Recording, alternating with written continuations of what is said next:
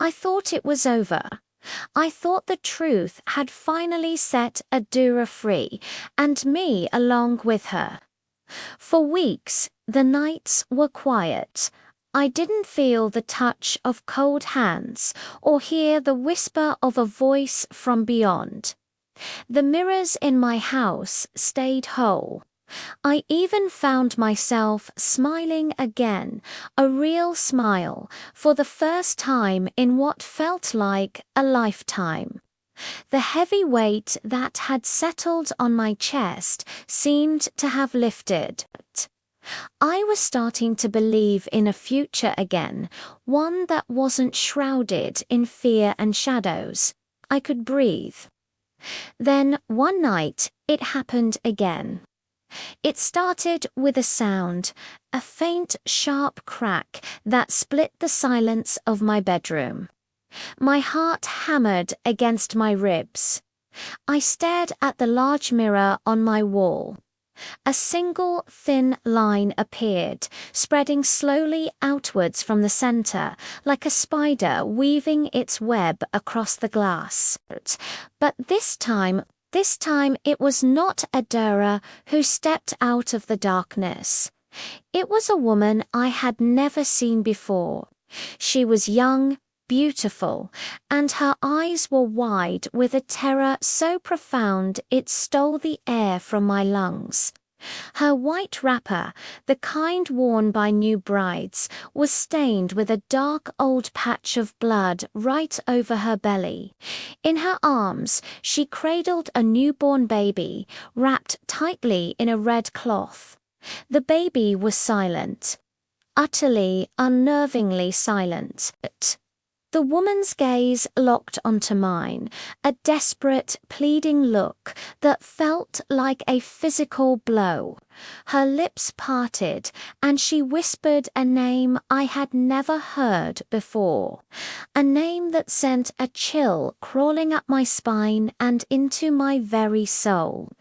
Chidera. I froze, rooted to the spot. How could she know that name? That was the name I had chosen for the child growing inside Mia's secret, so precious, so fragile, that I had only shared it with one person, Obina. I had told him just before he packed his bags and left the village forever, leaving me to face my future alone. The ghostly woman raised the baby towards the cracked mirror. As she moved, I saw its tiny face for the very first time, and my blood ran cold. It had my face. It had Obina's eyes.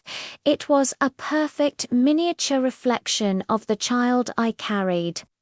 She pressed the child against the glass, and its tiny hand passed straight through, as if the mirror was water. The baby's hand reached out from the reflection, stretching towards my stomach, towards my own unborn child. The ghost spoke again, her voice breaking like dry leaves crushed underfoot. He took mine so another could live. I didn't sleep. As soon as the first light of dawn broke the horizon, I ran to Mama's house. Trembling so hard I could barely stand, I burst through the door, my voice shaking. "Mama, who is Chidit?" The clay cup of morning tea fell from Mama's hand, shattering into a dozen pieces on the floor. Her face went pale, her eyes wide with a fear I hadn't seen since the worst days with Adura.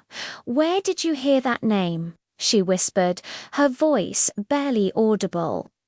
She sat me down on a low stool, her hands gripping mine tightly, and then she told me the story. A story the village had buried deeper than the dead, a secret wrapped in shame and silence for 20 years. Long ago, before Obina was even born, his own mother, then just a young bride, became pregnant. In those days, a child before the proper marriage rites was an unbearable shame, one that would have destroyed the family's name and standing. Desperate to avoid this disgrace, Obina's father forced his young wife to drink a concoction of herbs, something to make the problem disappear. But the problem didn't just disappear. The baby, a girl, was born too early. She was silent and blue, her life extinguished before it had a chance to begin. They named her Chidera, what God has written in a bitter, private ceremony. That very same night, they buried her under the great Iroko tree behind the old family compound. There was no priest, no period of mourning, no record of her ever existing. She was erased. But the tragedy didn't end there. Obina's mother, the young bride, never recovered.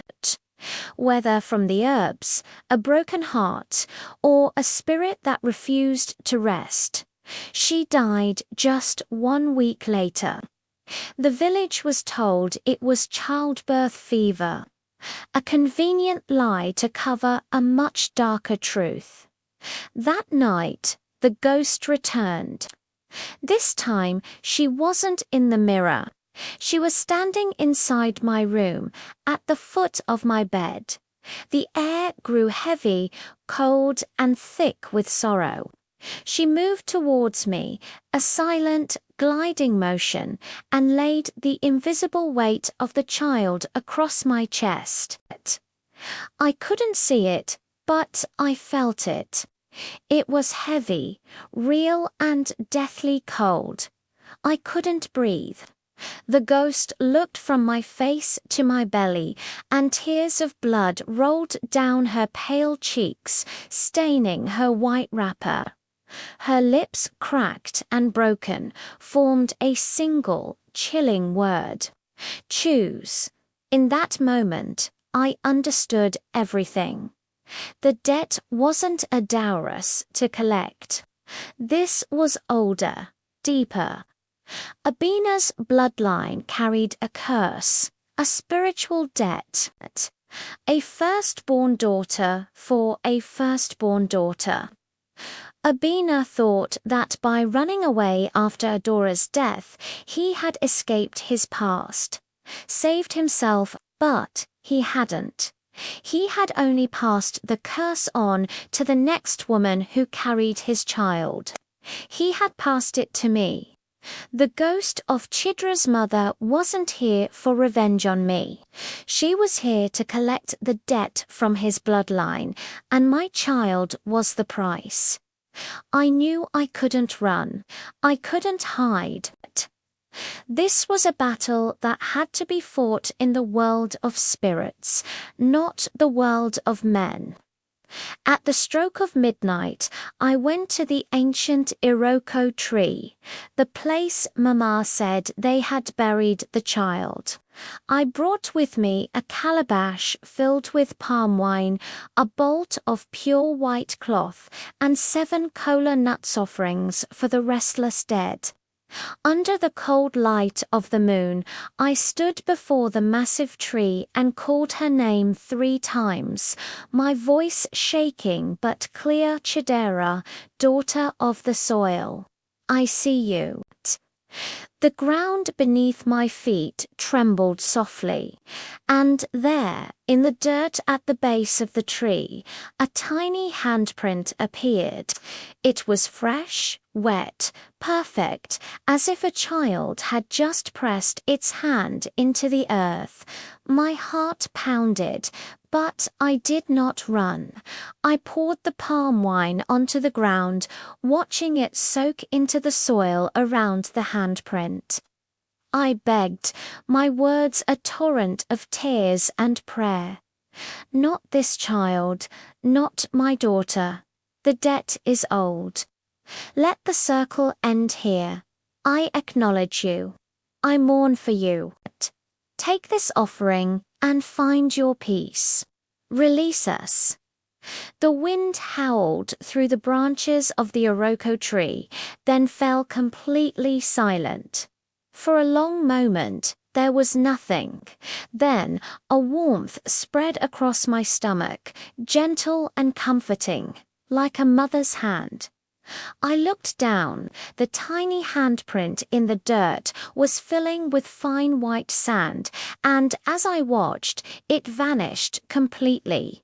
The mirror in my bedroom never cracked again. A few months later, my daughter was born. Healthy, screaming, and vibrantly alive. She entered this world under the light of the same full moon that had witnessed my plea at the Iroko tree.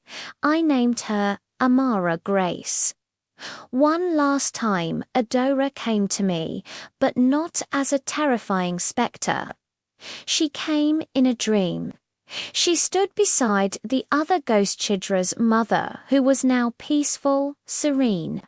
The spectral baby was no longer in her arms.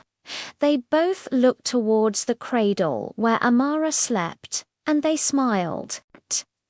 Then, together, they turned and walked into a soft, welcoming light. Some debts are paid with truth. Some are paid with blood. And some are paid with mercy. I learned that the dead don't always want revenge. Sometimes they just want to be seen. Sometimes they just want someone to finally say their name.